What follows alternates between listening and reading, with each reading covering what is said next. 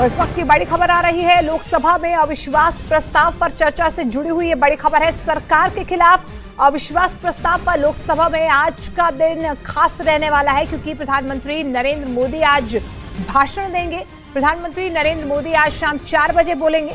इससे पहले अविश्वास प्रस्ताव पर बहस के दूसरे दिन गृहमंत्री ने मणिपुर के मुद्दे पर विपक्ष को जवाब दिया। उन्होंने विपक्ष को नसीहत दी कि वो मणिपुर की हिंसा पर सियासत छोड़ दे।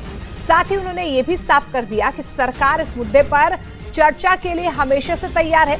चर्चा के दूसरे दिन सदन में सबसे पहले राहुल गांधी बोले, जिन्होंने मणिपुर के मुद्दे पर आक्रामक तेवर दिखाते हुए सरकार को घेरा और मांग की कि मणिपुर में सेना तैनात की जाए। विश्वास प्रस्ताव पर चर्चा के दूसरे दिन अमित शाह बोले और विपक्ष के आरोपों का चुन चुन कर और पूरे आंकड़ों के साथ जवाब दिया। इस दौरान उनकी और विपक्ष की तीखी बहस भी हुई। उन्होंने मणिपुर के मुद्दे पर बात करते हुए विपक्ष पर चर्चा से भागने का आरोप लगाया, क्योंकि संसद के मॉनसून सत्र के दौरान विपक्ष ने इस मुद्दे पर खूब हंगामा किया।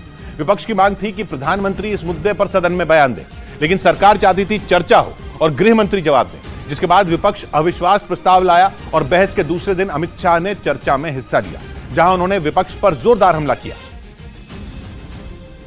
मगर आप सदन में चर्चा ही न होने दो। मणिपुर जैसे महत्वपूर्ण मुद्दे पर गृह मंत्री को अपना पक्ष न रखने दे।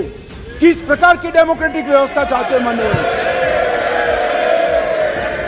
और क्या आप सोचते हो कि शोर शराबा कर आप मुझे चुप कर दोगे?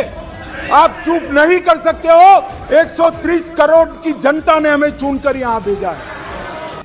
अमित शाह ने केवल मणिपुर के मुद्दे पर ही विपक्ष पर निशाना नहीं साधा, बल्कि वहां से जुड़े कुछ जरूरी आंकड़े भी पेश किए और वहां बीजेपी की सरकार के दौरान कानून व्यवस्था से जुड़ी जानकारी दी।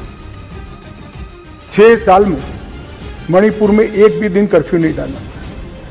मणिपुर के अंदर एक भी दिन बंद नहीं रहा। मणिपुर के अंदर एक भी दिन ब्लॉकेड नहीं हुआ और उग्रवादी हिंसा लगभग समाप्त हुई। ये 6 साल का भारतीय जनता पार्टी के शासन का इतिहास था। अमित शाह ने कांग्रेस को पूर्वोत्तर के राज्यों में उसकी सरकार के दौरान हुई मौतों के आंकड़े भी गिनवा दिए। उन्होंने दावा किया कि कांग्रेस के वक्त पूर्वोत्तर में हुई हिंसा में हजारों लोगों की जान गई। आपके समय में तो 8 राज्य आग की लपटों से घेरे हुए थे और हिंसा में 6000 से ज्यादा लोग मारे गए थे।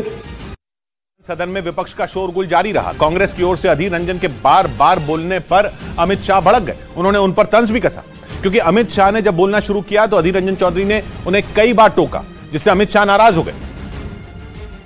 ना अभी नहीं कह सकते, बैठ जाओ। नियम आपको मालूम होना चाहिए, नियम पढ़ लीजिए। अभी नहीं कर सकते।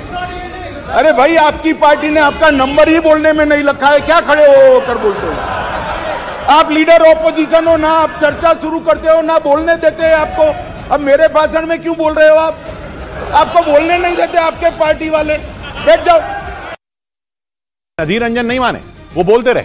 ये नहीं, उन्होंने एक बार फिर प्रधानमंत्री के अब तक चर्चा के लिए सदन में न आने का मुद्दा उठा दिया और अमित शाह पर निशाना साधा।